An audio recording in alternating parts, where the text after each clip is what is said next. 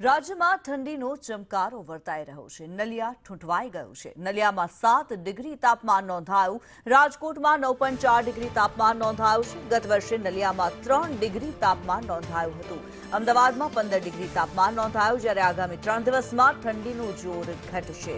3 દિવસ તાપમાનમાં 2 થી 3 ડિગ્રીનો વધારો જોવા મળશે. ગુજરાતમાં હાલ માવઠાની શક્યતા નહિવત જોવા મળી રહી છે. પવનની દિશા ઉત્તર પૂર્વથી પૂર્વ તરફ ગતિમાન રહેશે.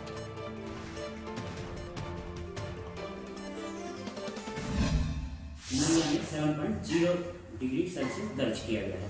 जो सेकंड लोएस्ट है वो राजकोट में आया है 9.4 डिग्री सेल्सियस। अभी कोई विशेष वेदर सिस्टम नहीं है और जो निचले स्तर पर लगभग उत्तरी पूर्वी से पूर्वी हवाएं चल रही हैं, इसकी वजह से हम उम्मीद कर सकते हैं कि अगले 3 दिन तक उत्तरोत्तर 2 से 3 डिग्री सेल्सियस की न्यूनतम तापमान में वृद्धि होगी और फिर उसके बाद कोई विशेष बदलाव अगले 4 दिन तक नहीं रहेगा। जो मिनिमम टेम्परेचर कल सुबह जो दर्ज होने की संभावना है वो अराउंड 15 डिग्री सेल्सियस के आसपास रहेगा।